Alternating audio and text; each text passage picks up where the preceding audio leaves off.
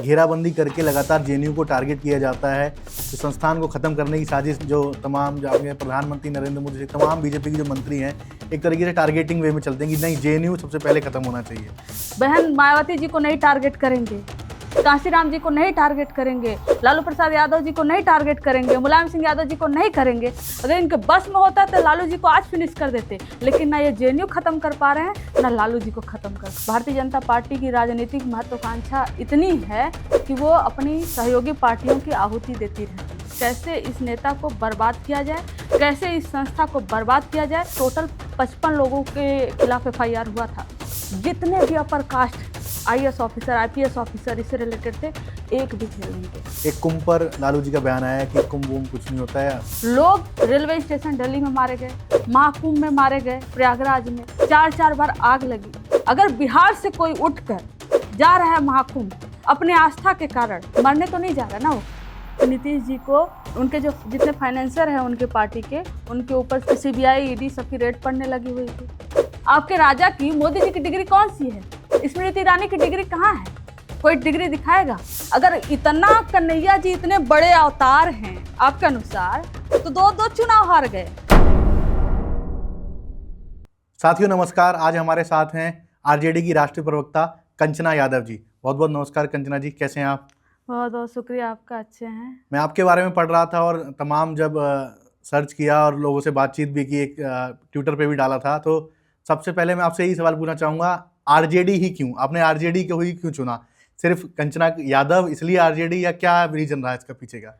नहीं, ये रीज़न नहीं रहा, ये रीज़न कभी हो भी नहीं सकता। रीज़न ये रहा कि शुरुआत में मुझे पॉलिटिक्स में आने का कोई इंटरेस्ट नहीं था। परिवार में ऐसे ग्राउंड लेवल की पॉलिटिक्स करते हैं, जिला पंचायत और इस तरह से, और मेरा कोई इंटरेस्ट नहीं था क्योंकि मैं साइंस बैकग्राउंड से थी और एकेडमिक फील्ड में मुझे जाना था। तो जब मैं JNU आई 2017 में मास्टर्स में, तो यहाँ पर JNU में जो नारे लगते हैं, सोशल जस्टिस की बात होती है, जो पंक्ति में जो आखिरी में खड़ा है उसके बारे में बात होती है, और JNU डिप्रीवेशन पॉइंट देता है कि अगर कोई बहुत पिछड़े इलाके से आया है, पिछड़े ज़िले से आया है, तो उसको 5 नंबर एक्स्ट्रा मिलता है एडमिशन में। और सबसे कम फीस अगर आप देखें पूरे भारत भर में, अगर किसी यूनिवर्सिटी की है तो वो जवाहरलाल नेहरू यूनिवर्सिटी की है, क्योंकि वो ऐसा प्लेटफॉर्म देता है जहाँ पर गरीब से गरीब जो है वो अमीर के बराबर आ सके, वो वहाँ पर आर्थिक रूप से किसी को तंगी ना हो, ऐसे लोग पहुँच सके। तो हमने देखा कि JNU जो वास्तव में जो पॉलिटिक्स करता है, अगर उस पॉलिटिक्स को ग्राउंड पर बाहर JNU से कोई नेता इम्प्लीमेंट करता है तो नेता हैं लालू प्रसाद यादव जी। अगर वो सोशल जस्टिस की बात कोई करता है और उसको इम्प्लीमेंट करता है तो वो लालू जी मुझे दिखाई दिए, और इसीलिए मुझे RJD में इंटरेस्ट हुआ और मैंने RJD ज्वाइन किया। और मुझे RJD में मैं बहुत सुकून से और बहुत मन से काम कर रही हूँ, क्योंकि मैं जो बिलीव करती हूँ, जिस संस्था में मैं पढ़ी हूँ, जिस संस्था ने मुझे JNU ने जो सिखाया है, वो काम RJD करती है। जब संस्थान की बात हो रही है तो मैं सबसे पहले ये कहना चाहूँगा, जिस तरीके से घेराबंदी करके लगातार JNU को टारगेट किया जाता है, उस पर आप क्या कहना चाहेंगे? लगातार उस जो संस्थान को ख़त्म करने की साजिश जो तमाम जो आपके प्रधानमंत्री नरेंद्र मोदी, तमाम बीजेपी के जो मंत्री हैं, एक तरीके से टारगेटिंग वे में चलते हैं कि नहीं, JNU सबसे पहले ख़त्म होना चाहिए। तो आप दोनों देखिए, जैसे मैंने कहा कि JNU और लालू जी, तो मैंने जब आपने खुद पूछा कि JNU को सबसे ज़्यादा टारगेट किया जाता है, तो बाहर लालू जी को भी सबसे ज़्यादा टारगेट किया जाता है, तो ऐसे सिमिलरिटी हुई दोनों में ना।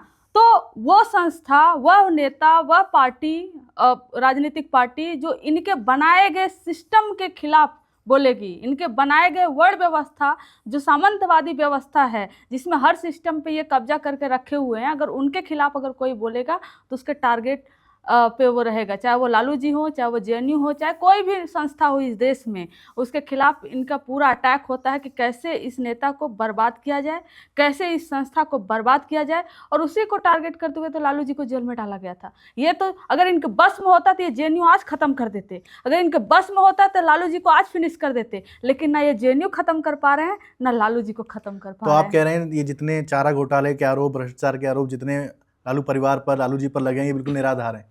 आप खुद सोचिए ना, लालू जी जब मुख्यमंत्री बने और एक ऑफिसर आकर उनको बताते हैं कि ये जो विभाग है, इस विभाग के कोषाध्यक्ष से इससे जो है कुछ पैसे निकल रहे हैं, और ये पैसे जो है बहुत फ्रॉड तरीके से फर्जी बिल बनाकर निकल रहे हैं, और उसकी जांच के लिए कमेटी किसने बनाई? लालू जी ने बनाई। और वो करप्शन कब से हो रहा था? पहले से हो रहा था जगन्नाथ मिश्रा जी के टाइम से, लेकिन जेल कौन गया? लालू जी गए। जो व्यक्ति, जो नेता खुद जांच कमेटी बनाया हो, जांच कमेटी बैठाई हो, और उसी नेता को इन्होंने फंसा दिया। और जगन्नाथ मिश्रा तो नहीं गए जेल, लालू जी जेल गए। सोचिए। और आपको बहुत इंटरेस्टिंग बात बताते हैं, इसमें टोटल 55 लोगों के खिलाफ FIR हुआ था। जितने भी upper caste IAS officer, IPS officer इससे रिलेटेड थे, एक भी जेल नहीं गए। जितने भी OBC SC ST से थे, सब के सब जेल गए, उनकी नौकरी गई। तो आप सीधे सीधे देख रहे हैं, मकसद कभी घोटाला को एक्सपोज करना था ही नहीं। मकसद था लालू प्रसाद यादव जी को खत्म करना। RSS की चाल थी उस समय, सामंतवादी मनुवादी लोगों की चाल थी, क्योंकि उनको खत्म ही नहीं कर पा रहे थे। तो चारा घोटाले में फंसा दो, जिस विभाग में जिस चीज में अच्छा काम कर रहा है उसी में फंसा दो। तो मनुवादी व्यवस्था से जिस तरीके से सरकार आप कह रहे हैं कि चल रही है, उस मनुवादी व्यवस्था के तहत लालू जी को जेल में रखा गया और उसके अलावा कोई दूसरा कारण मतलब मिला नहीं। क्या जिस प्रकार से लालू प्रसाद यादव जी ने पूरी सामाजिक न्याय की लड़ाई लड़ी, काशीराम साहब का नाम आता है, मुलायम सिंह यादव जी का नाम आता है, तो क्या तेजस्वी यादव सामाजिक न्याय की लड़ाई को आगे लेकर चल रहे हैं, या किस तरह की भूमिका उनकी रहने वाली है? देखिए, लालू जी जो काम किए थे, तेजस्वी जी उस काम को आगे बढ़ा रहे हैं। कई सारे काम लालू जी खुद बोले कि हमने आर्थिक न्याय नहीं दिया, हमने सामाजिक न्याय दिया, लेकिन आर्थिक न्याय अब तेजस्वी जी देंगे, और तेजस्वी जी उसका काम कर रहे हैं। अगर आप अभी जो जातिगत सर्वे बिहार में हुआ, उसमें देखिए, उसमें जिस समुदाय में, जिस जाति में जितनी जनसंख्या गरीब है, उसको आइडेंटिफाई करके तेजस्वी जी ने बोला ये 74 लाख जो परिवार हैं, इनके परिवार को 2.5 लाख रुपए इन्वेस्ट करने के लिए, ताकि वो जो अनऑर्गेनाइज सेक्टर है उसमें कुछ काम शुरू कर सके। बियॉन्ड द कास्ट था वो बोले कि अगर अपर कास्ट में भी कोई गरीब है उसको भी मिलेगा, उसके अनुसार, उनके अनुपात में, जनसंख्या के अनुपात में। अगर SC होगा, ST होगा, OBC होगा, उसको भी मिलेगा। तो समाज में जो आर्थिक रूप से पिछड़ चुका है उसको सहायता दो, उसको आगे बढ़ाओ। और इसी को बढ़ाने के लिए तेजस्वी जी बोले कि हम माई बहन मान स्कीम योजना लेकर आएंगे। हमारी सरकार जैसे ही बनती है, बिहार में महागठबंधन की सरकार बनती है, तो महिलाओं को सपोर्ट दिया जाएगा, पेंशन बढ़ाई जाएगी, जो गर्भवती महिलाएं हैं उनके लिए पैसा बढ़ाया जाएगा। हम उसी काम को, जो लालू जी सामाजिक न्याय किए, उसी काम को हम लोग आर्थिक न्याय को आगे बढ़ाने की कोशिश कर रहे हैं। तेजस्वी जी बढ़ा रहे हैं। जिस तरीके से तेजस्वी यादव जी के बयान आते हैं, लालू जी के बयान आते हैं, अभी एक कुंभ पर लालू जी का बयान आया है कि कुंभ वुंभ कुछ नहीं होता है, आप लोग देखिए, मीडिया से बात करते हुए उन्होंने बोला। तो क्या इससे जो एक बड़े, जिससे कहें कि बड़ा तबका बार बार ट्रोल करता है लालू जी को, कि लालू जी सिर्फ एक जो ब्राह्मणवादी व्यवस्था है उसके बिल्कुल विरोधी हैं, धार्मिक चीज़ों के हमेशा विरोधी हैं, तो क्या सामाजिक न्याय की लड़ाई लड़ते हुए ब्राह्मणवादी व्यवस्था को लगातार लालू जी टारगेट करते आते हैं? देखिए, ये जो किताब है ना, इस किताब में जो लालू जी की आत्मकथा है, उन्होंने साफ साफ कहा है कि मैं जब से पैदा हुआ, जब से होश संभाला, तब से मैं सारे हिंदू देवी देवताओं का, हमारे यहाँ पूजा होता है, मैं करता आया हूँ। वो खुद हर जो व्रत होता है, वो 9 दिन का व्रत हो गया, वो शिव जी की पूजा हो गई, सारे पूजा करते हैं, वो व्रत रखते थे, वो जब हेल्थ उनका अच्छा था, सब कुछ अच्छा था। हमें समझ नहीं आता कि ये जो पाखंडी लोग हैं, इनको धर्म का ठेकेदार किसने बनाया? लालू जी का कहना था कि प्रबंधन के कारण लोग मारे गए, प्रबंधन के कारण, उसकी विफलता के कारण लोग रेलवे स्टेशन दिल्ली में मारे गए, महाकुंभ में मारे गए, प्रयागराज में 4-4 बार आग लगी। अगर बिहार से कोई उठकर जा रहा है महाकुंभ अपने आस्था के कारण, मरने तो नहीं जा रहा है ना, वो कोई अपनी आस्था के कारण जा रहा है तो मरने नहीं जा रहा है। तो वहां जाकर अगर मर रहा है तो जिम्मेदार कौन है? प्रबंधन जो था वो महा घटिया था, महा बेकार था। लेकिन यहाँ जो कुछ पाखंडी बैठे हुए हैं बीजेपी में, जो धर्म के ठेकेदार बैठे हुए हैं, ऐसा लगता है कि धर्म उन्होंने बनाया और अपने लिए बनाया, जबकि धर्म बहुत पर्सनल मैटर है। तो इन्होंने जो ये मिसयूज जो कर रहे हैं धर्म को, उसको लेकर लालू जी बोले थे कि लोग मरने नहीं जा रहे हैं वहाँ। सोचिए ना, दिल्ली रेलवे स्टेशन पर जो लोग मरे उसमें सबसे ज़्यादा बिहार के थे। पटना से अगर आप देखे होंगे जाते हुए प्रयागराज, तो ट्रेन में बैठने की जगह, वॉशरूम में सब सोते हुए जा रहे थे। तो उस व्यवस्था पर लालू जी ने सवाल उठाया था कि अगर आप व्यवस्था नहीं कर सकते तो क्यों महाकुंभ करते हो? आप लोग घटिया व्यवस्था किए। कुंभ पे सवाल उठाना नहीं था उनका, व्यवस्था पे लगातार वो टारगेट कर रहे थे। वो खुद हिंदू धर्म को मानते हैं, देवी देवताओं की पूजा करते हैं, और इनको बताएंगे लालू जी कि हम कब उठते हैं, कौन से देवी देवता की पूजा करते हैं, और ये ठेकेदारी देंगे। कौन बनाए इनको? भारतीय जनता पार्टी वालों को ठेकेदार। जब लगातार लालू जी की बात होती है तो एक तो ठीक है, भारतीय जनता पार्टी और पूरी ट्रोल आर्मी लग के लालू जी को टारगेट करने में लगती है, वो आपने ही बताया कि, और हम ट्विटर पर जिस तरीके से मैं सक्रिय हूँ, आप सक्रिय हैं, हम लोग देखते हैं कि किस तरीके से जो व्यक्ति सामाजिक न्याय की लड़ाई लड़ता है, जो दलित पिछड़े कमेरे वर्ग की लड़ाई लड़ता है, उसको लगातार टारगेट, इसमें सबसे अहम रोल मैं एक गोदी मीडिया का मानता हूँ, तो उसके नज़रिए से आप बताइए लगातार वो उन्हीं लोगों को टारगेट क्यों करने में लग जाते हैं? मैं आपको बताती हूँ, बिहार में लालू जी के पहले कोई भी ओबीसी एसटी जो मुख्यमंत्री बना अपना 5 साल का टर्म कभी पूरा नहीं कर पाया था, कभी नहीं। अगर वो मुख्यमंत्री बना भी दिया गया है व्यक्ति, चाहे वो बीपी मंडल हो, चाहे आप कर्पूरी ठाकुर जी हो, आप जिसका भी नाम उठा लीजिए ओबीसी एससी से जो लोग मुख्यमंत्री बने, कभी 5 साल अपना पूरा नहीं कर पाए, क्योंकि मुख्यमंत्री पद तक जनसंख्या है तो पहुंच जाते थे, लेकिन पावर को कोई और कैप्चर करके रखा होता था और जब चाहे तब आपको सरकार से हटा देता था। पहली बार लालू जी ऐसे मुख्यमंत्री बने जिन्होंने अपना कार्यकाल पूरा किया, एक नहीं, दो नहीं, तीन बार, और इसीलिए लालू जी इनकी आंखों में धंसते हैं कि ये कैसे हो गया, जब हम तो ओबीसी एससी एसटी को कभी पावर में बैठने ही नहीं देते, हटा देते हैं, जब चाहे हम हटा देते हैं, लेकिन लालू जी को हम पावर से हटा ही नहीं पा रहे हैं। जब नहीं हटा पा रहे हैं तो फिर क्या करो, बदनाम करो। बदनाम करने का माध्यम क्या है, इनके पास मीडिया है, और मीडिया किसकी है, इन्हीं की है। बैठे कौन है, इन्हीं के लोग बैठे हैं, सारे के सारे एडिटर से लेकर उसके कंपनी के सीईओ से लेकर हर कोई यही है। तो टारगेट करेंगे ना, बहन मायावती जी को नहीं टारगेट करेंगे, कांशीराम जी को नहीं टारगेट करेंगे, लालू प्रसाद यादव जी को नहीं टारगेट करेंगे, मुलायम सिंह यादव जी को नहीं करेंगे, तो किसको करेंगे, जगन्नाथ मिश्रा को करेंगे, किसी अपर कास्ट को करेंगे? ये लोग कभी नहीं करेंगे, क्योंकि ये उनके लोग हैं। ये उनको करेंगे जिनके वर्ण व्यवस्था के सिस्टम को हिला कर रख दिया, सत्ता को बदल दिया, वो उसको टारगेट करेंगे। इसलिए लालू जी इनकी आंखों में धंसते हैं। और सबसे बड़ा दुश्मन भारतीय जनता पार्टी का, आरएसएस का कोई नेता है तो लालू प्रसाद यादव जी हैं, क्योंकि उन्होंने कभी कॉम्प्रोमाइज़ नहीं किया, कभी संघियों से कॉम्प्रोमाइज़ नहीं किया उन्होंने।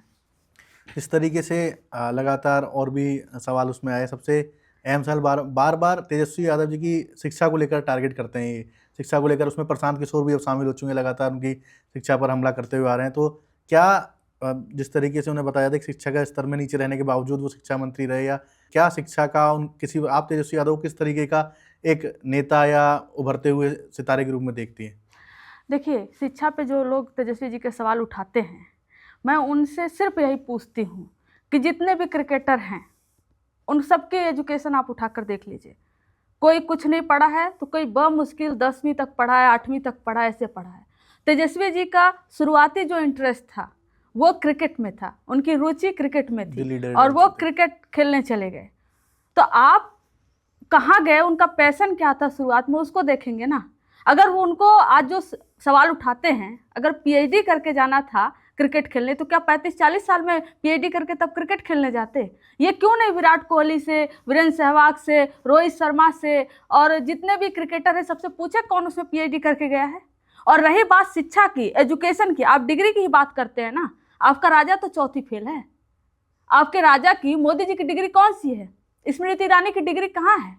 कोई डिग्री दिखाएगा? और जब बात डिग्री की है तो लालू जी तो एलएलबी किए हुए थे, बीए में एलएलबी किए हुए थे, लेकिन तब भी आपने उनको गंवार कहा, जोकर कहा।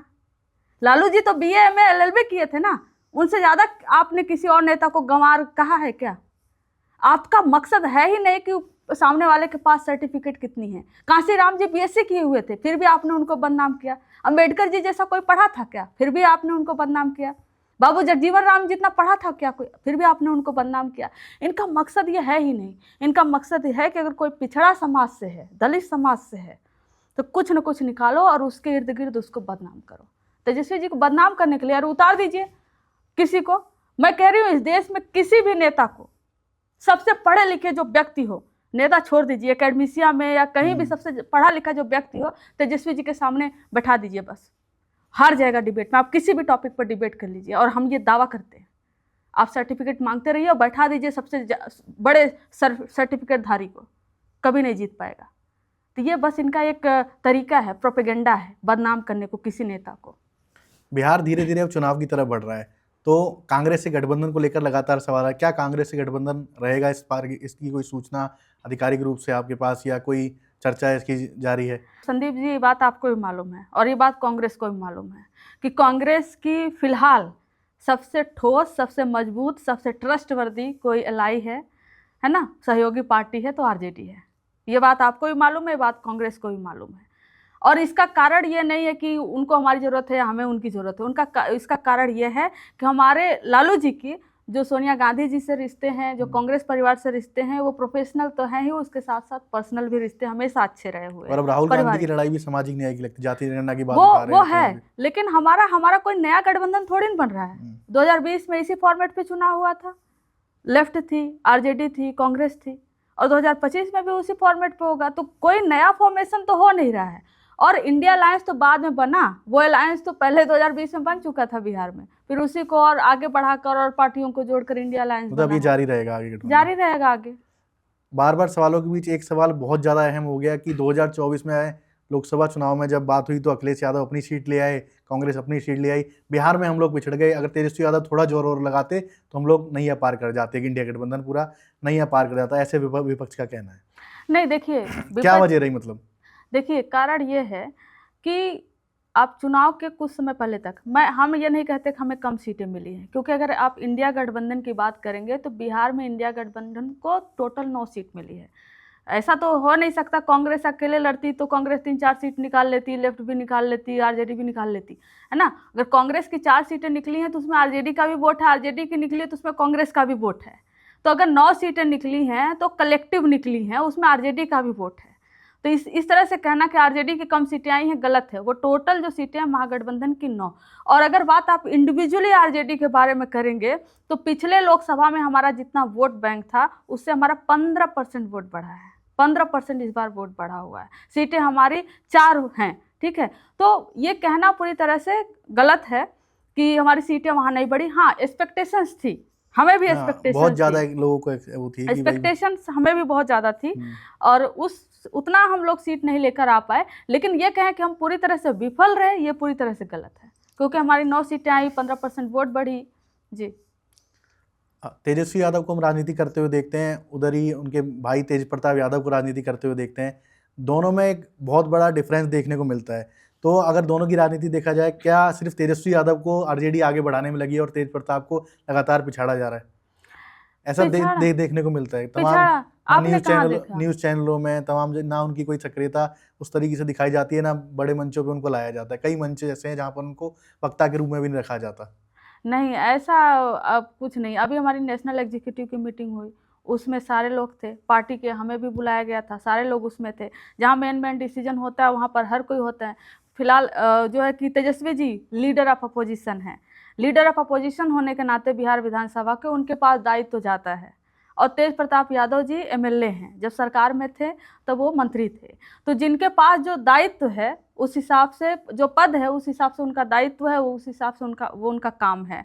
तो अगर Tejashwi ji leader of opposition हैं तो वो अपना रोल कर रहे हैं, और अगर तेज प्रताप जी विधायक हैं तो अपना काम कर रहे हैं। तो आप क्या पार्टी में, अगर कोई भी पॉलिटिकल पार्टी हो, आप कंपैरिजन कर सकते हो कि मोदी जी हर जगह दिखते हैं, योगी जी क्यों नहीं दिखते हैं, या होम मिनिस्टर अमित शाह जी क्यों नहीं दिखते हैं। हर किसी का अलग अलग दायित्व, वो अपना अपना निभा रहे हैं। किसको पीछे किया जा रहा है। और जिस मीडिया की आप बात कर रहे हैं, वो मीडिया हमारे फेवर में कभी आज तक रही है जो आज होगी। उनका बस चले तो पता नहीं क्या क्या झूठ परोसते रहे, बुलाते रहे। उनका सिस्टम है, जो भी बोले वही नैरेटिव सेट करे।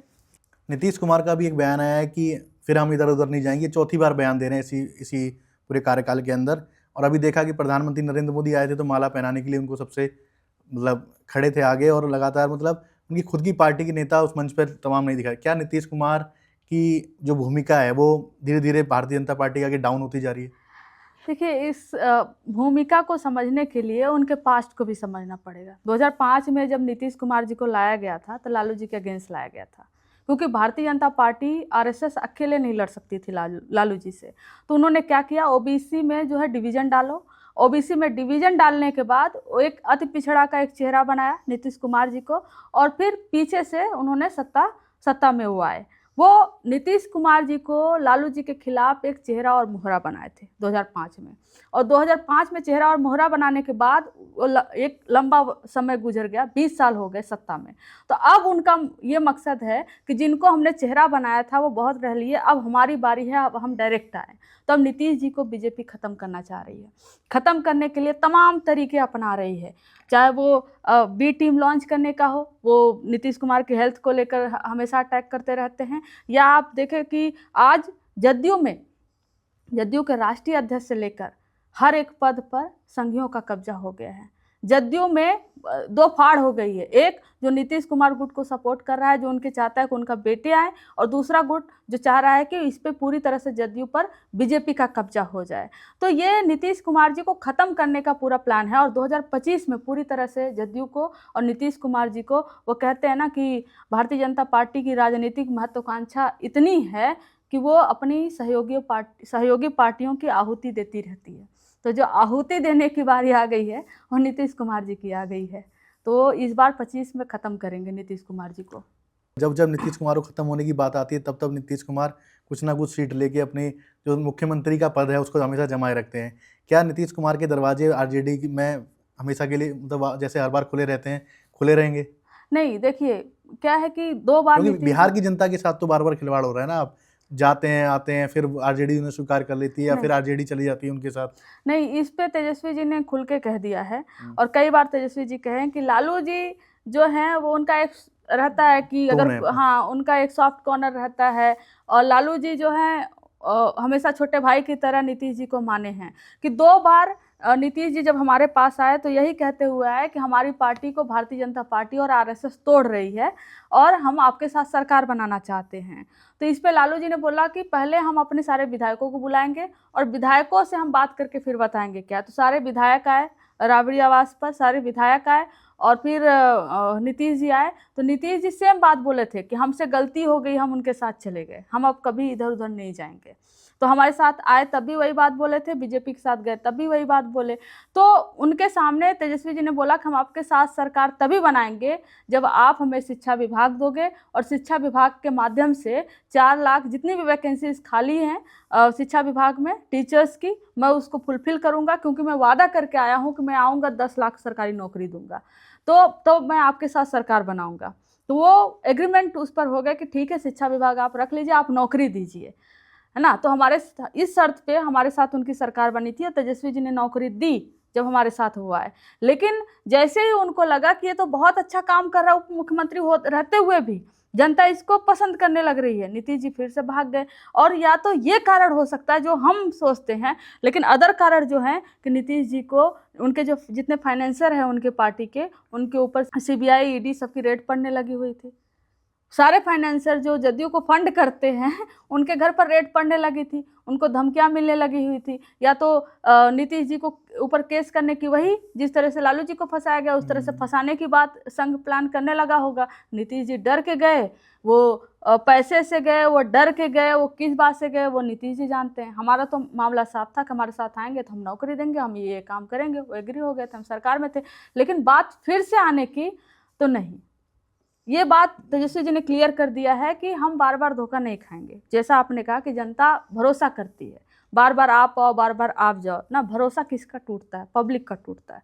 अब अगर सरकार अब बनेगी तो महागठबंधन की सरकार बनेगी जिसमें एनडीए के जितने पार्टनर हैं वो उसमें से एक भी नहीं होंगे। महागठबंधन की सरकार बनेगी और महागठबंधन सरकार में कांग्रेस के पास 2 एक ऐसे अहम नेता हैं जिनको बार बार जिसके कहें कि शायद वो तेजस्वी यादव की नज़र में नापसंद है, एक पप्पू यादव और एक कन्हैया कुमार। आखिर क्या है इनसे तेजस्वी यादव की पर्सनल कोई रंजिश है या किस तरीके के है कि बार बार कन्हैया कुमार को आते ही इग्नोर किया जाता है और पप्पू यादव के खिलाफ तो लगातार टारगेट करते रहते हैं? नहीं, तो एक बात बताइए, कहाँ पर कोई वीडियो अवेलेबल है क्या जिसमें कन्हैया कुमार के खिलाफ तेजस्वी जी बोल रहे हैं? कन्हैया कुमार जब लोकसभा चुनाव लड़ने गए वहाँ पर आरजेडी का कैंडिडेट बाकायदा उसमें चुनाव लड़ा, जबकि गठबंधन की बातें भी हुई इस तरीके की। देखिए वो तो बात पप्पू यादव के लिए तो साफ बयान दिए कि नहीं आप सिर्फ उनको जिताइए, लगातार बयान दिए जब चुनाव हो रहा था गठबंधन के टाइम पे। देखिए ये जो बातें बाहर आई हैं ये बातें बिल्कुल सत्य नहीं है। जो सत्य होती हैं वो बातें बाहर नहीं आई। ऐसा नहीं है कि तेजस्वी जी किसी के खिलाफ हैं, पप्पू यादव के खिलाफ। अगर इस समय आप मीडिया में बयान उठाकर देख लीजिए तो सबसे ज़्यादा बयान अगर किसी का आता है तो पप्पू जी का आता है। किसके खिलाफ? तेजस्वी जी के खिलाफ। अगर आप महागठबंधन में एक साथ हैं तो कुछ तो कॉमन प्लेटफॉर्म होगा ना। आप पर्सनल अटैक करते हैं, आप सबसे ज़्यादा अटैक करते हैं, तो ऐसे में तेजस्वी जी का कुछ है। सीट बार्गेनिंग जब हुई थी आप एग्री हो गए थे कि आप मधेपुरा से लड़ेंगे, फिर आप पब्लिक में आते हो कहते हैं कि नहीं हम यहाँ से नहीं, हम वहीं से लड़ेंगे, पुनिया नहीं तो दुनिया नहीं। यही आप बयान देते हैं। लेकिन आप जब अंदर खाने, आप जब एग्रीमेंट कर लेते हैं कि हाँ मधेपुरा से लड़ेंगे, तो कौन आप पे भरोसा करेगा? पॉलिटिक्स में अलायंस जो होता है वो ट्रस्ट के आधार पर होता है। और पप्पू यादव तो कांग्रेस के अध्यक्ष नहीं है ना कि पप्पू यादव से कम्युनिकेशन किया जाए, सीट कौन सी मिलेगी कौन सी नहीं मिलेगी, ये पप्पू यादव तो नहीं डिसाइड करेंगे ना। जो अथॉरिटी होगी कांग्रेस की, जो रेस्पॉन्सिबल अथॉरिटी होगी, वो डिसाइड करेगी ना। तो रेस्पॉन्सिबल जो कांग्रेस के अध्यक्ष है, प्रदेश अध्यक्ष है, उनसे बात होगी, पप्पू यादव से बात होगी। और कांग्रेस कन्हैया के खिलाफ है तेजस्वी जी, ये आप कह रहे हैं, ये मीडिया कहती है, लेकिन हमें दिखाइए कोई ऐसा बयान, ऐसी कोई बाइट, ऐसा कोई वीडियो जिसमें तेजस्वी जी कह रहे हो खिलाफ है। लेकिन लोग कन्हैया जिस तरीके से पॉपुलर थे और जिस तरीके से जातीय जनगणना की बात भी और सामाजिक न्याय की लड़ाई वो भी लड़ रहे थे, क्या तेजस्वी यादव उनके लिए सीट छोड़ देते? ऐसी बयान खुद कांग्रेस के कार्यकर्ता नेताओं द्वारा कई बार आप सोशल मीडिया पर देख रहे हैं, मैं आपसे एक सवाल पूछती हूँ, जैसे आप कह रहे कन्हैया पॉपुलर थे, ये थे, 2 बार चुनाव लड़े, हार क्यों गए फिर? नहीं, मेरे से बताइए ना संदीप जी, आप ही से मैं पूछ रही हूँ। अगर इतना कन्हैया जी इतने बड़े अवतार हैं आपके अनुसार, तो 2 चुनाव हार गए, कैसे हार गए? अगर इतने बड़े पर्सन है, इतनी बड़ी पर्सनालिटी है, इतने बड़े अवतार हैं, तो 2 बार हार गए कैसे? और पिछली बार तो लड़े थे तब भी हार गए, दिल्ली में लड़े फिर भी हार गए। अब फिर से कांग्रेस उनको कहीं से लड़ा दे, हमें क्या आपत्ति? बिहार से लड़ा दे, उनको झारखंड से लड़ा दे, उनको जम्मू कश्मीर से लड़ा दे, हमें क्या? जो व्यक्ति खुद ही हार रहा है, आप उसको नेता पे नेता की बात कर रहे हैं जिससे पता नहीं कितना बड़ा अवतार हो। 2 बार हार गए और आप पूछ रहे हो, आप कह रहे हो ऐसे जैसे न जाने कितने बड़े अवतार है। तो ये तो कांग्रेस का है ना, कांग्रेस सीट ले, लड़ाए उनको, हमारा क्या जाता है? बात है कि हमें सरकार बनानी है, जो जीत सकता है आप उसको टिकट दीजिए। और दूसरी तरफ अब धीरे धीरे आप देख रहे हैं जो एनडीए के सहयोगी, चाहे उनको आप रामविलास पासवान की विरासत लेके चल रहे हैं, चिराग पासवान, लगातार वो तो एक तरह हनुमान बने बैठे हैं प्रधानमंत्री नरेंद्र मोदी के। उनकी राजनीति को लेके आपका बिहार में एक मतलब तो पाँच लोकसभा सीट जीत के आए हैं, उनकी राजनीति को लेके आपको क्या लगता है, क्या इस बार अहम भूमिका रहेगी या कुछ सीटों पर प्रभाव डाल पाएंगे? देखिए, पिछली बार तो वो अकेले लड़े थे, है ना। वो नीतीश कुमार जी को ख़त्म करने के लिए, ऐसा कहा जाता है कि उनको बीजेपी ने और नीतीश कुमार जी के हराने के लिए लड़ाई थी। इस बार जैसे कि वो बी टीम लॉन्च की है प्रशांत किशोर पांडे वाली, उसको लड़ाएगी। तो लेकिन हकीकत यह है कि ठीक है, 5 लोकसभा उनको मिली, उन्होंने 5 जीता, है ना। टिकट किसको दिया? क्या वो परिवारवाद नहीं? टिकट उन्होंने ठेकेदारों को दिया, जो जम के पैसा बांटते हैं ग्राउंड पर, ऐसे लोगों को टिकट दिया। लेकिन असलियत में अगर बात करें तो हर रोज बिहार में दलितों के साथ अत्याचार हो रहा है। मांझी टोला था, 100 घर लगभग जल गए, लेकिन ना तो जीतन राम मांझी जी गए वहाँ पर और ना चिराग पासवान जी गए वहाँ पर। यहाँ पर संसद में अमित शाह, देश के गृह मंत्री, बाबा साहब का अपमान करते हैं, लेकिन क्या एक शब्द, मैं आपसे पूछ रही हूँ, चिराग पासवान बोले क्या? क्या एक शब्द जीतन राम मांझी बोले क्या? हमारे आइकन बाबा साहब भीमराव अंबेडकर का अपमान हो गया कि ये तो अंबेडकर ऐसे ऐसे भगवान है। ये इतना बड़ा अपमान था। मैं सोचती हूँ, हम सोचते हैं कि क्या रामविलास पासवान जी होते, स्वर्गीय रामविलास पासवान जी, तो ये अपमान सह लेते, और इतना भरोसा है कि वो नहीं सहते, वो छोड़ देते एनडीए। लेकिन ये लोग कुर्सी का ऐसा सौदा करके बैठे हैं, चिराग पासवान जी और जीतन राम मांझी जी, कि जिनको दलित समुदाय से, दलित समाज से कोई लेना देना नहीं है, वो ठेकेदारों को टिकट देंगे, पैसा बांटेंगे और चुनाव जीतेंगे। बस यही इनका मकसद है। फिर एक कोई मंत्री पद लेंगे और पैसा उगाएंगे, बस यही इनका काम है। दलित समाज के उद्धार, बैकवर्ड समाज के उद्धार से ना जीतन राम मांझी का कुछ लेना देना है, ना चिराग पासवान का कुछ लेना देना है। बीपीएससी स्टूडेंटों की बात करें, अभी प्रदर्शन चल रहा था बिहार के अंदर, लगातार लोग सक्रिय थे, नेता चाहे पप्पू यादव हो, ये एक प्रशांत किशोर गए, वैनिटी वैन वगैरह को लेकर चर्चा हुई। मैं बीपीएससी छात्रों से बात करने गया, मुखर्जी नगर भी कुछ छात्र आए हुए थे, तो उनका ये कहना था कि 2 तरह के व्यक्ति, प्रशांत किशोर जमीन पे थे, तेजस्वी यादव वीडियो बनाकर आगाह कर रहे थे कि आंदोलन बिगड़ना नहीं चाहिए, आंदोलन में सुधार होना चाहिए, गलत लोगों को आंदोलन में जाने से रोका जाए। तो इसके पीछे की रणनीति क्या है? क्या शामिल होना चाहिए था आंदोलन के अंदर? ठीक है कि उस वक्त क्या भूमिका रही होगी, लेकिन लोगों की राय है कि भाई तेजस्वी यादव को ग्राउंड पे और मजबूती से बीपीएससी छात्रों के लिए उतरना चाहिए था।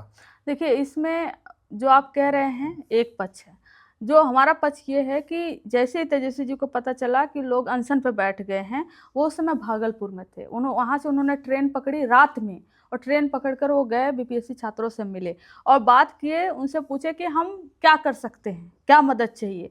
तो उन्होंने बोला कि भैया हम नहीं चाहते हैं कि हमारे अनशन का जो है, हमारे प्रोटेस्ट का, वो कोई राजनीतिकरण हो, है ना, किसी भी तरह से राजनीतिकरण हो, हम ये नहीं चाहते। लेकिन आप मुख्यमंत्री जी को हमारा संदेश दीजिए कि बीपीएससी पेपर जो है ये लीक हुआ है या इस तरह से धांधली हुई है। सारी बातें उन्होंने बताई कि सेंटर में कितने मिनट क्वेश्चन लेट पहुंचा था, सब कुछ पहुंचा था। तेजस्वी जी ने 2-2 लेटर लिखा, एक बार लिखा मुख्यमंत्री जी को कोई जवाब नहीं आया, फिर लिखा मुख्यमंत्री जी को कोई जवाब नहीं आया।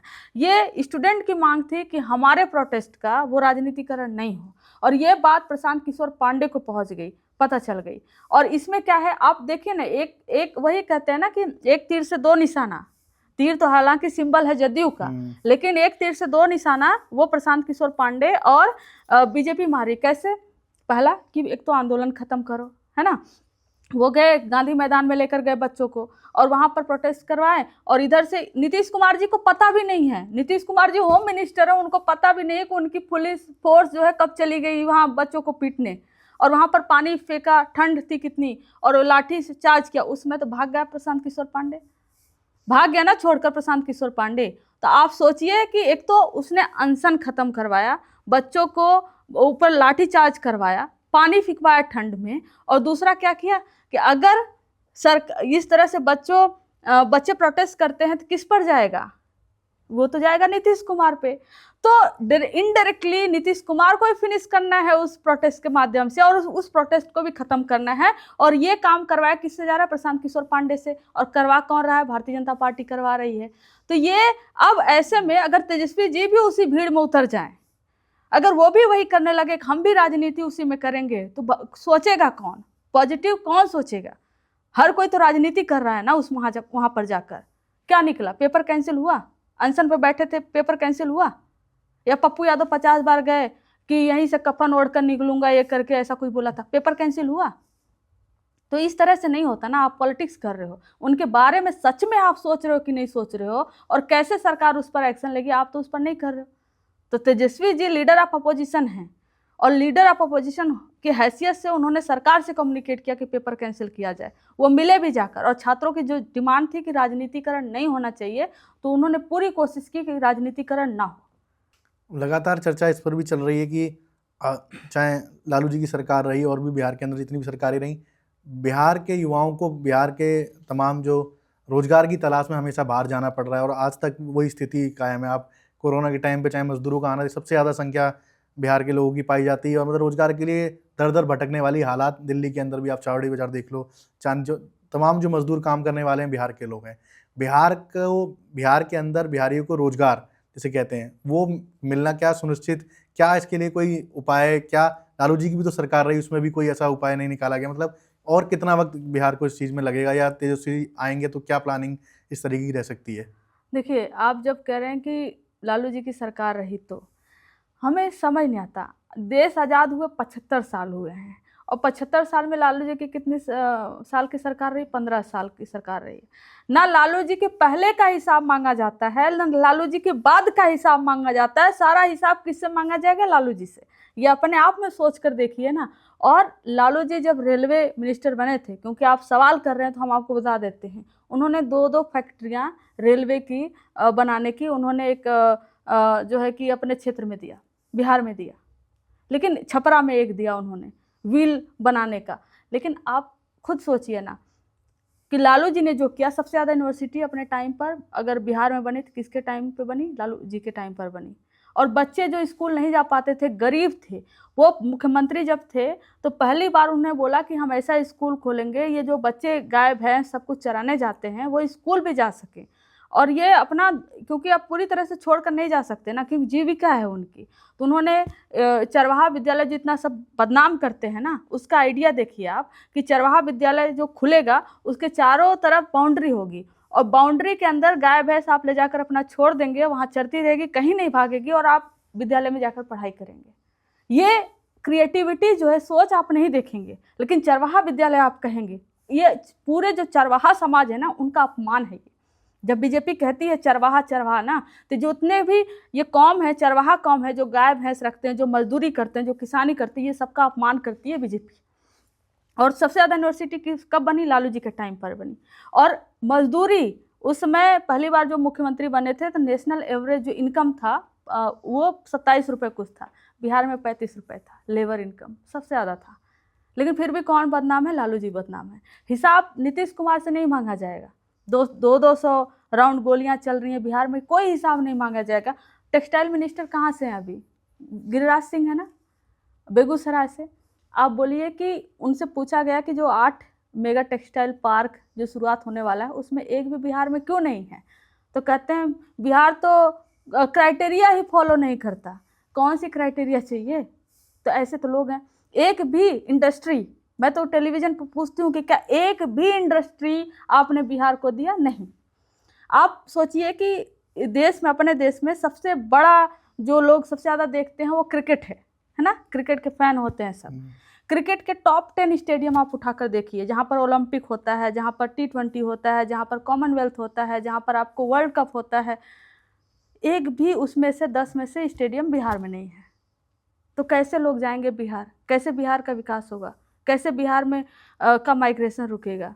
कैसे वहाँ पर इंडस्ट्री वगैरह लगेंगी आप जब सुविधा ही नहीं देंगे? तो लालू जी पर कह देना बड़ा आसान है, लेकिन अपना हिसाब देना बड़ा ही मुश्किल है। 75 साल में 15 साल का फिर कट करके और भी हिसाब मांगा जाएगा, कौन देगा उसका हिसाब? तमाम बात घूम फिर के वही सामाजिक न्याय पर आ जा रही कि भाई अगर आप इस जाति से हैं या पिछड़े वर्ग से आते हैं, दलित हैं, तो लगातार आपको टारगेट किया जाएगा और आपके विकास को नहीं देखा जाएगा, सिर्फ आपकी जाति को देखा जाएगा। आप स्कूल बनाते हैं, उनको चारा बाबू के स्कूल कहा जाएगा। तो कुल मिला के अभी एक बात चली जातीय जनगणना की। जातीय जनगणना अगर देश में होती है, भारतीय जनता पार्टी को उससे मूल दिक्कत है, लेकिन उस मूल दिक्कत के पीछे जो पूरी जाति व्यवस्था है उसका क्या रोल? क्या जाति व्यवस्था को लेकर भारतीय जनता पार्टी लगातार मनुस्मृति को बढ़ावा जिस तरीके से देती है, आखिर मूल समस्या क्या है भारतीय जनता पार्टी की? जातीय जनगणना क्यों नहीं होने देना चाहती? देखिए, बीजेपी RSS ये बहुत पहले ही समझ गए थे, जब मंडल और कमंडल हुआ 1990 में। इनको ये एहसास हो गया कि इस देश की पॉलिटिक्स में जो पिछड़े हैं ना, मंडल कमीशन की वजह से वो जाग चुके हैं। अब जब पिछड़े जाग चुके हैं तो पिछड़ों का रिप्रेजेंटेटिव दो, लेकिन एज ए मोहरा की तरह रिप्रेजेंटेटिव दो। वो जो किसके इशारों पे नाचे? इनके सिस्टम के इशारों पे नाचे, वो मोहन भागवत के इशारे पे नाचे। इस तरह का कहने को तो ये कहते हैं कि राष्ट्रपति भी हमने आदिवासी समाज से। तो क्यों नहीं आप बुलाते हैं मंदिर के उद्घाटन में? मंदिर का उद्घाटन भी मोदी जी ही करेंगे, टेलीविजन पे भी मोदी जी देखेंगे, सब कुछ मोदी जी ही करेंगे। कहाँ बुलाया था आपने मंदिर के उद्घाटन में या संसद के? आपने बुलाया नहीं था। आप ये एक कहते हैं ना कि ये चमचा युग अगर आपने पढ़ा होगा, कांशीराम जी ने बहुत साफ साफ लिखा है उसमें कि चमचे कुछ पैदा किए जाएंगे। जब मंडल आयोग ये सारा हुआ तो वो तो उसके पहले ही लिख दिया था उन्होंने किताब, लेकिन उन्होंने बोला था फ्यूचर में चमचे कुछ पैदा किए जाएंगे, जिस चमचों को आगे रखा जाएगा और उन चमचों के पीछे एक पूरा सिस्टम होगा। जब आप अटैक चमचों पे करोगे तो चमचा खुद उन पर अटैक नहीं करेगा, जो चमचा का सिस्टम होगा वो उन पर अटैक करेगा, चमचा के पीछे रहकर। समझे? अगर आप इस चीज़ को समझे कि ये जो मोहरा है ना बैठाए जाते हैं वो चमचे होते हैं इनके। ये चमचे कुछ नहीं बोलेंगे, चमचे बस चमचे बनकर रहेंगे। जो पीछे बैठा हुआ RSS का, मनुवाद का, ब्राह्मणवाद का जो सिस्टम है, उस चमचे के पीछे से अटैक करेगा आप पे। देखो देखो इस समाज को बदनाम कर रहे हैं, इस समाज का हमने ये दिया है, मुख्यमंत्री दिया है, प्रधानमंत्री दिया, राष्ट्रपति दिया है, तो इनसे बर्दाश्त नहीं हो रहा है। वो व्यक्ति नहीं बोल रहा है, चमचा, चमचे के पीछे वाले सिस्टम बोल रहे हैं, जो वर्ण व्यवस्था में सबसे टॉप पर बैठे हुए लोग हैं। तो ये इनकी समस्या है। ये मनुवादी व्यवस्था को ये आगे बढ़ाने की सोच रहे हैं। अगर ये आप सोचिए ना, अब मुझे बात करते हुए आपसे याद आया, छत्तीसगढ़ के जो मुख्यमंत्री हैं 10वीं फेल हैं वो, लेकिन बीजेपी से कभी कोई बोलता है 10वीं फेल है? नहीं बोलता है। कैसे बोलेगा? क्योंकि सिस्टम इनके पास है ना बदनाम करने वाला, हमारे पास थोड़ी ना है। और हम इतनी घटिया स्तर तक गिरकर हम जा भी नहीं सकते। हम उसूल वाले, इनको राजनीति से मतलब है, ट्रोलर हैं। प्रधानमंत्री तक भी ट्रोलर हैं। इस देश के, जिस देश के प्रधानमंत्री ट्रोलर की तरह, ट्रोलर की भाषा बोले, उस देश, वो देश कहाँ जाएगा आप ये सोचिए। एक होता है कि ट्रोलर की भाषा, लेकिन जो लोग आप देखिए, बागेश्वर धीरेन्द्र शास्त्री की बात करूँ मैं, या तमाम ऐसे बाबा जो ऐसे, अभी उन्होंने कहा जो कुंभ नहीं जाएगा देशद्रोही हो जाएगा, बागेश्वर धीरेन्द्र शास्त्री ने बोला। तमाम ऐसे बाबा जो लगातार ऐसे घटिया बयान, जिसे कहते हैं कि नफरती बयान देते हुए पाए जाते हैं, उसमें प्रधानमंत्री नरेंद्र मोदी, गृह मंत्री अमित शाह, सबकी फोटो इनके साथ दिखाई देती है। इनको किसी प्रकार का डर नहीं था कि भाई अभी बड़ा बहुत ही चर्चा मामला चला है सदगुरु को लेकर, एक वीडियो काफ़ी ज़्यादा बना है पत्रकार ने, काफ़ी ज़्यादा वायरल, उसके कल अमित शाह उनके प्रोग्राम में गए, बिल्कुल मतलब कोई डर नहीं। क्या इन नफरती बयानों को बढ़ावा देने के लिए भारतीय जनता पार्टी खुद एक स्तंभ बन के खड़ी है? देखिए, जब ये कहते हैं ना हम तो देश को 2047 तक विकसित बनाएंगे ना, तो ये गलती से 2047 लिख दिए थे। ये कहते हैं 2047 ना, इनको देश 1947 में ले जाना है ना। 1947 जो साइंटिफिक टेम्परामेंट अभी तक हमारे देश के लोगों ने डेवलप किया हुआ है, साइंटिफिक टेम्परामेंट डेवलप हो, ये इंदिरा गांधी जी चाहती थी, और इसलिए उन्होंने अमेंडमेंट करके संविधान में दिया है ना कि साइंटिफिक टेम्परामेंट पे राज्य की सरकारों को और केंद्र की सरकार को फोकस करना चाहिए। Directive principle of state policy वगैरह में है। नेहरू जी का भी यही विजन था। आप देखें ना, सबसे अच्छे IITs मोदी जी बनाए हुए IITs कोई हैं? नहीं है ना। तो इनका तो मकसद ही नहीं है देश का साइंटिफिक टेम्परामेंट, क्योंकि जिस दिन इस देश के लोगों का साइंटिफिक टेम्परामेंट विकसित हो जाएगा, उस दिन इस देश का एक भी व्यक्ति भारतीय जनता पार्टी को वोट नहीं करेगा। ये बात ये जानते हैं।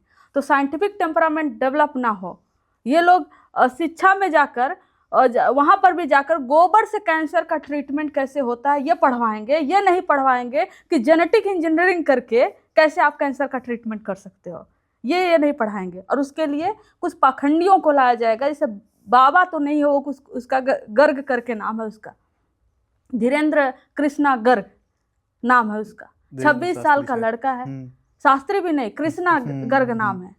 और उसको बनाया किसने? इन लोगों ने बनाया। जो ये कहता है कि कुंभ में जो मरे हैं उनको मोक्ष मिला है, हम इनसे पूछना चाहते हैं कि इनकी तपस्या में क्या कमी रह गई थी? भाई सबसे ज्यादा तो पूजा पाठ तो यही लोग करते हैं ना, सबसे ज्यादा भगवान के प्रति यही लोग समर्पित हैं, सो कॉल्ड अपने आप को जैसा क्लेम करते हैं। तो सबसे पहले तो मोक्ष इन्हीं को मिलना चाहिए। तो इनको क्यों नहीं, इनकी तपस्या में क्या कमी रह गई कि इनको मोक्ष नहीं मिला? तो ऐसे पाखंडियों को भारतीय जनता पार्टी बैठाती है ताकि कल की नस्ल, हमारी जो अगली पीढ़ी हो, उसका साइंटिफिक टेम्परामेंट पूरी तरह से गायब हो, और जब पूरी तरह से गायब होगी तो भारतीय जनता पार्टी को वोट करेगी। यही इनका मकसद है, और इसीलिए ऐसे पाखंडियों को ये बनाते हैं, और ऐसे पाखंडी को ये बनाते भी हैं, और जब इनके खिलाफ कोई जाता है तो इसके खिलाफ भी ये बोलते हैं और उसको ट्रोल करते हैं। ये इनका मकसद है। देश को 2047 तक विकसित नहीं बनाना, इनको 1947 से भी पीछे लेकर जाना है। जब से भारतीय जनता पार्टी की सरकार आई है, पहले भी लगातार इस तरीके के मामले होते रहे, लेकिन तो दलित, चाहे हाथरस का मामला हुआ हो, और बड़े बड़े दलित उत्पीड़न के अंदर हमने देखा, चाहे वो कांग्रेस पार्टी हो, RJD हो, समाज, लगातार उनकी सक्रियता देखने को मिली, ग्राउंड पे आंदोलन के रूप में देखने को मिली। क्या जब हम पूरी बात करें कि दलित उत्पीड़न की, भारतीय जनता पार्टी के राज में किसी भी दलित, मेरे ख्याल से 1% अगर किसी को न्याय मिला हो, दलित उत्पीड़न के मामले में न्याय की भूमिका बिल्कुल जीरो रही है। इसको लेकर आप मतलब क्या कहें, क्या दलितों के प्रति या पिछड़ों के प्रति जो भारतीय जनता पार्टी का रवैया रहा, न्याय दिला? हाथरस के अंदर खुद यहाँ की मगर मुख्यमंत्री और उनके सहयोगी तमाम जो साथी थे वो ब्राह्मण सभा कर रहे थे उनके लिए।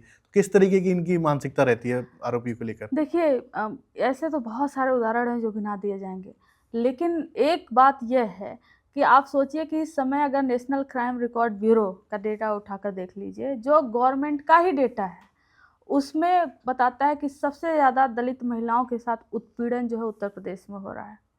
ये NCRB का डेटा कहता है। और सबसे ज़्यादा क्राइम अगर किसी राज्य में है तो उत्तर प्रदेश में है। लेकिन क्या किसी में हिम्मत है कि यह बोल दे कि वो जंगल राज है?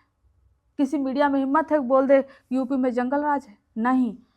कटोगे तो बटोगे, सोचिए ये कितना सांप्रदायिक नारा है, लेकिन इसको प्रमोट करेंगे सब। एक नेताजी मुलायम सिंह यादव जी का एक क्लिप है जो उसको कट करके वो किसी और परिप्रेक्ष्य में बोल रहे हैं कि लड़के हैं, लड़कियों से गलती हो जाती है, वो किसी और परिप्रेक्ष्य में है, लेकिन उसको किस चीज़ से जोड़ दिया ये लोग। लेकिन क्या कभी आप सोचिए, योगी आदित्यनाथ जो एक स्टेट का मुख्यमंत्री हैं, मुख्यमंत्री बनने के बाद अपने केस खुद विड्रॉ किए हैं। इस देश के गृह मंत्री तड़ीपार रहे हैं। ऐसे लोगों से आप उम्मीद करते हो कि यहाँ की बेटियों को, दलित बेटियों को जस्टिस मिलेगा? किस तरह से आप उम्मीद करोगे? जो लोग कानून व्यवस्था को मानते ही नहीं हैं, हर रोज कानून उनके हिसाब से बदलता रहता है। फिर अभी कोई न्यू कानून आया है जो पुलिस का है, उसमें कोई किसी भी तरह की ऐसी व्यवस्था नहीं है कि जिसमें तत्काल न्याय मिले। और ये अपने पैसे के दम पर, नहीं होगा तो विक्टिम को मरवा देंगे, विक्टिम को नहीं होगा तो जो गवाह है उसको मरवा देंगे। इनकी पूरी ताकत है। सोचिए ना, बृजभूषण सिंह को एक नेशनल इंटरनेशनल लेवल की प्लेयर अक्यूज करती है कि केस लगाती है, लेकिन बृजभूषण सिंह को हटाने की हिम्मत नहीं होती इनके अंदर। ये किसको न्याय देंगे? ये किसी को न्याय नहीं दे सकते। इनका मकसद है बस सत्ता में रहना, और सत्ता में ये किसी भी कीमत पे रहेंगे, चाहे रेपिस्ट को टिकट देना हो, चाहे हत्यारे को टिकट देना हो, चाहे बार बार पैरोल पे किसी जो है कि बाबा को निकालना हो जो रेप के केस में अंदर जाए। ये तो गुरमीत राम रहीम, बार बार पैरोल इन सबको मिलता रहता है, जब चुनाव आता है पैरोल मिल जाता है। तो ये जो रेपिस्ट की सरकार है, ये हत्यारों की सरकार है, ये इनसे न्याय की उम्मीद करना तो छोड़ ही दीजिए। तो आरजेडी की प्रवक्ता हैं कंचना यादव। अब मैं व्यक्तिगत बात करूं तो क्या राजनीतिक आपकी भूमिका रहेगी? क्या आगे जाके कोई चुनाव लड़ना या किस तरीके की प्रक्रिया? जाहिर सी बात है राजनीति में तो चुनाव, क्या बिहार के चुनाव में कंचना यादव को देखा जा सकता है, या क्या आगे की आपकी राजनीतिक मतलब इच्छाएं क्या हैं? देखिए, अगर आप राजनीति की इच्छा की बात कर रहे हैं तो हमारी सबसे पहली इच्छा है हमारी पार्टी के प्रति कमिटमेंट। वो थी और वो रहेगी। और एक आपको बात बता देते हैं, और ये बहुत क्लियर है क्योंकि आप खुद मीडिया से हैं, टेलीविज़न पे अगर आप देखते होंगे, सबसे ज़्यादा टेलीविज़न पे अगर यंग फेसेस दिखते हैं तो आरजेडी से दिखते हैं। तो क्योंकि तेजस्वी जी खुद यंग फेस हैं, तो उनका मकसद है कि राजनीति में यूथ को लाया जाए। यूथ जो है, खासकर गर्ल्स जो है, उनको प्रमोट किया जाए, उनको लेकर आया जाए। तो अभी तो मैं जेएनयू में थी, स्टूडेंट थी, और मुझे यह भी नहीं मालूम था कि मैं अगले दिन जो है वो प्रवक्ता बनने वाली हूँ, राष्ट्रीय प्रवक्ता बनने वाली हूँ। तो इस तरह का अगर कोई समझ सकता है यूथ को किस तरह से लेकर आना है, किसकी क्या काबिलियत है, किसको क्या देना चाहिए, वो हमारे नेता तेजस्वी यादव जी बहुत अच्छे से जानते हैं। और जब मुझे प्रवक्ता बनाया गया, मैं खुद सोच में पड़ी थी क्योंकि एक्सपेक्टेड नहीं था क्योंकि प्रवक्ता अक्सर ज़्यादा उम्र के लोगों को हर पार्टी बनाती है जो थोड़े तजुर्बेदार होते हैं। हम लोग बहुत कम उम्र के हैं। आरजेडी ही ऐसी पार्टी है जो सबसे कम उम्र के एजुकेटेड प्रवक्ताओं को टेलीविज़न पे रखी हुई है। तो फ्यूचर में भी हमें ये पूरा भरोसा है कि जो जैसा पार्टी में काम करेगा तेजस्वी जी उसको वैसी रिस्पॉन्सिबिलिटी देंगे। आरजेडी हो गई, समाजवादी पार्टी हो गई, या तमाम विपक्ष के जो प्रतिनिधि कर रहे हैं, चाहे वो राहुल गांधी हों, तेजस्वी जी हों, या अखिलेश यादव जी हों, या तमाम जो चाहे एमके स्टैलिन हो, मैं तो सबसे यही उम्मीद करता हूं कि एजुकेटेड होना एक विषय है, लोगों को जागरूक करने वाला विषय है। एक आप प्रवक्ता बनाते हैं तो एक वैचारिक, जिसे कहते हैं ना, सामाजिक न्याय की लड़ाई लड़ने, क्योंकि आज की डेट में अल्पसंख्यक समाज के साथ, पिछड़ों के साथ, दलितों के साथ अगर उनके हितों में बोलने वाला अगर आप कोई प्रवक्ता तैयार करते हैं तो एक तरीके से संघ के खिलाफ वो एक मजबूत एजेंडा तैयार करेगा। सिर्फ आपने एक प्यादा खड़ा कर दिया कि नहीं ये मेरा प्रवक्ता है और वो आके टीवी पर बात रखेगा, लेकिन उसकी मानसिक प्रवृत्ति वही है, उसके अंदर वैचारिक कुछ नहीं है, डॉक्टर बाबा साहब अम्बेडकर के विचार नहीं है और तमाम जो सामाजिक न्याय की लड़ने वालों के विचार नहीं है, तो ऐसे प्रवक्ता भी किसी कार्य का नहीं है। तो बहुत अच्छा वैचारिक हमारी बात रही, और बहुत बहुत धन्यवाद कंचना जी, आगे भी जुड़े रहेंगे। बहुत बहुत धन्यवाद। बहुत बहुत धन्यवाद आपका।